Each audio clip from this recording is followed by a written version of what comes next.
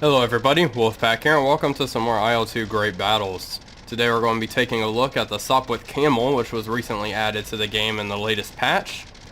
The Sopwith Camel is probably one of the most iconic aircraft of World War I. It's right up there with the Fokker DR-1 triplane.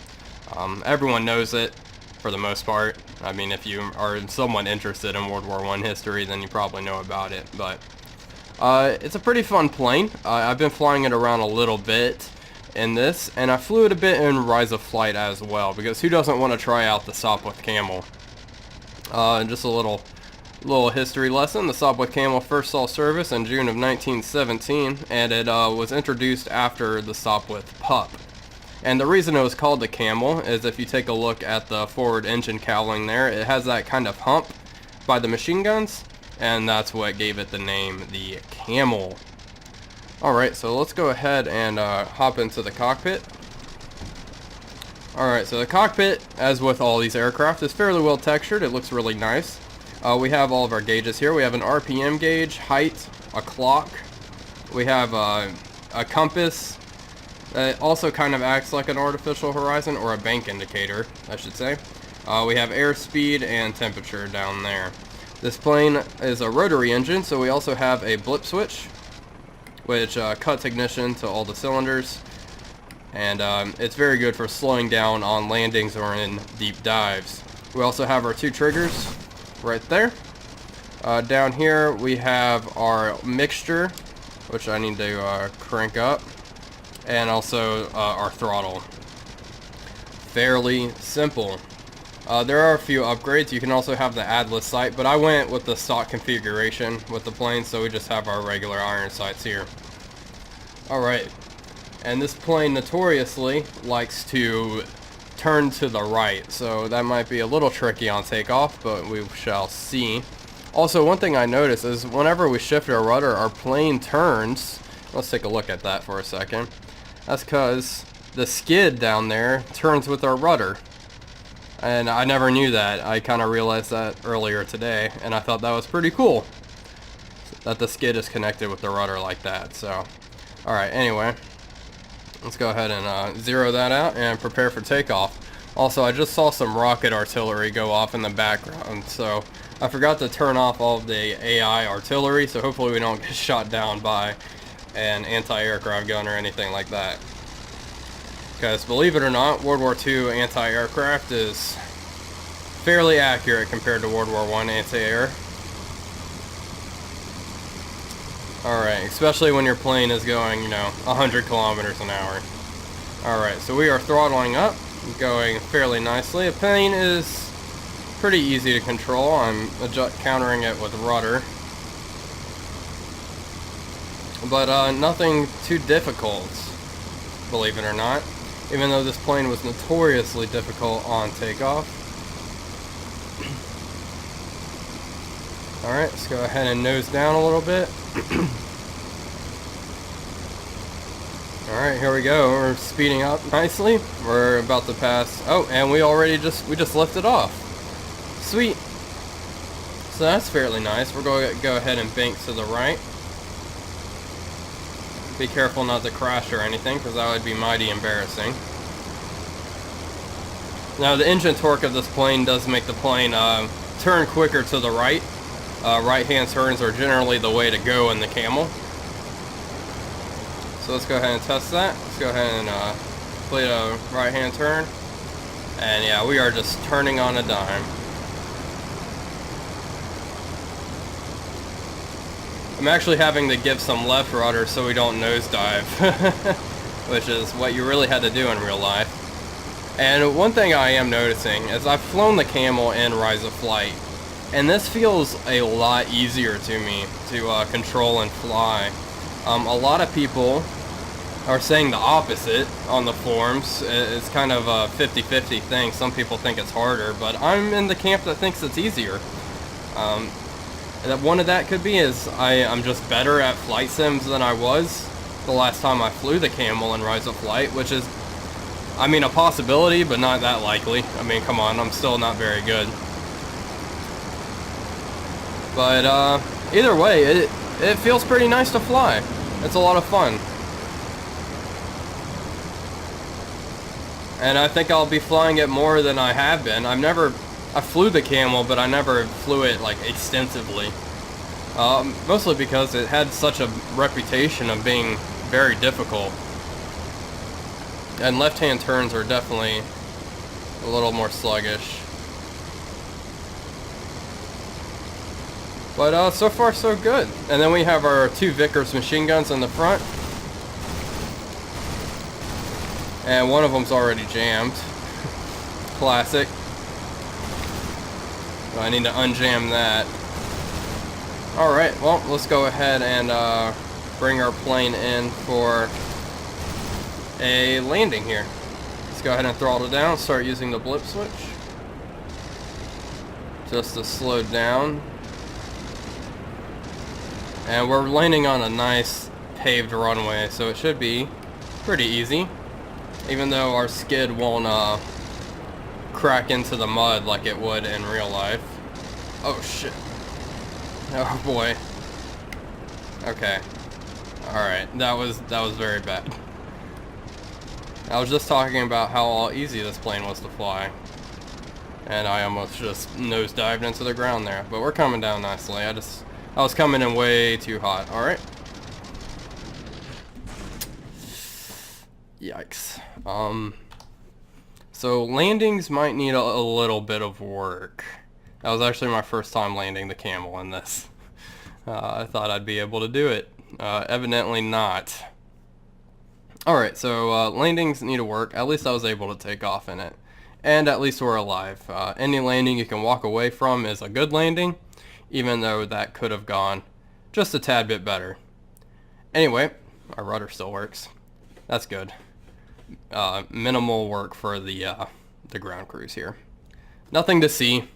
I'll go ahead and skip to a combat scenario, and well, I'll show you some the Camel in action.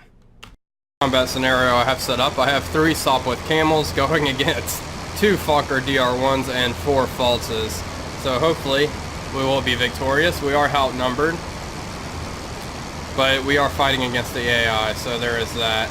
And that DR1, I'm not gonna... Oh, hello. It's already taking shots at me. Alright, so we're gonna go for the DR1s first. Mostly because that is a pretty iconic matchup. And we'll go for this one. He's the better target with the way he's turning and such. And... blasted. Alright, here we go. Got some good hits right there.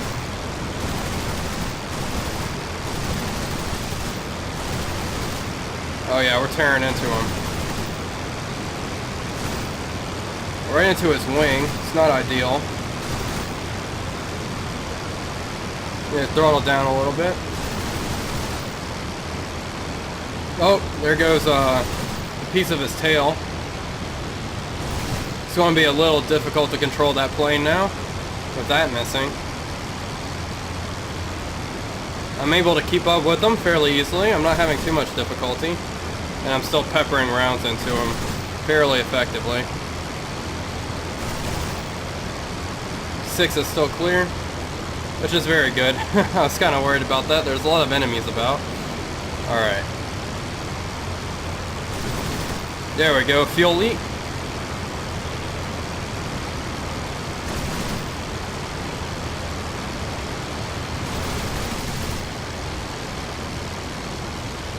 I haven't seen the pilot wave me off or anything, so I'm going to keep going. I would probably try to put that bird down, because I'm keeping up with this thing fairly easily.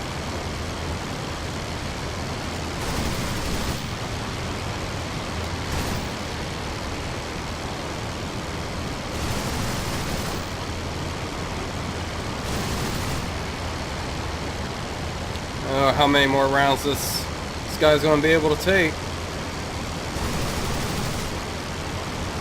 Well, I have put quite a few into him. The problem is I keep hitting the wings and not the critical area.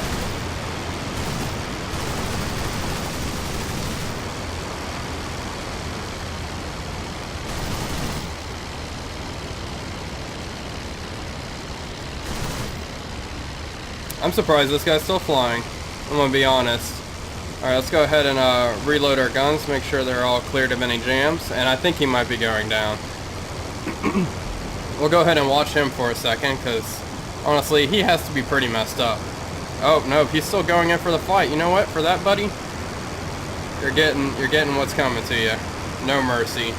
I was trying to be nice, but I see how it is. Look at his wings. He is so torn up, and he's still trying to shoot my buddies down. How dare you, sir?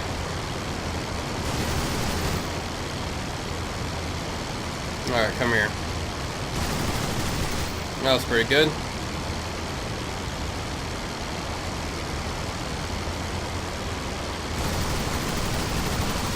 Oh, and I think I got the pilot there. Yeah, he's done.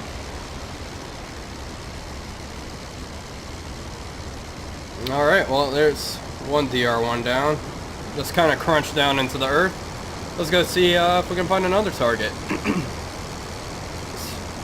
Make sure our guns are hunky-dory. We have a false dead ahead, so we'll go ahead and engage him and see how we do against the false. That was fairly easy. I was able to keep up in a turn with that DR1, even though the AI wasn't really using the DR1 to its fullest potential. I do believe the DR1 can outturn the Camel, but only slightly. Alright, here we go.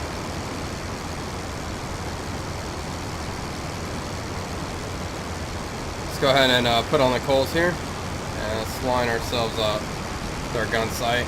And here's the False. Hello, Mr. False. How are you today?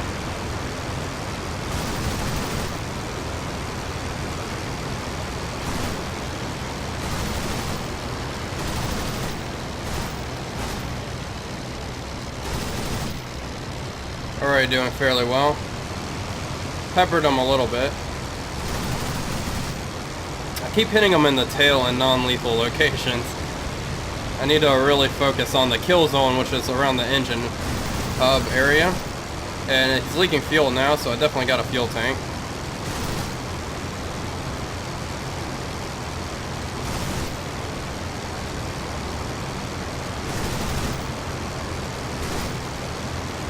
And I think he's already having difficulty. It looks like his right wing's crunched in a little bit. There we go. Get some.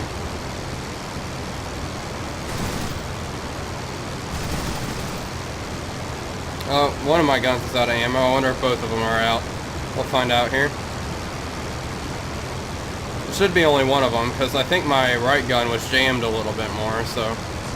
Oh, nope, they're both out. Oh, looks like you get to fight another day. Good luck getting home with that fuel leak, though. It's not looking very good. Yeah, that fucker DR1 took a lot of ammunition. But, we definitely wounded this guy pretty badly. Check our 6, make sure we're okay. So, all in all, the Camel is a fairly competent weapon.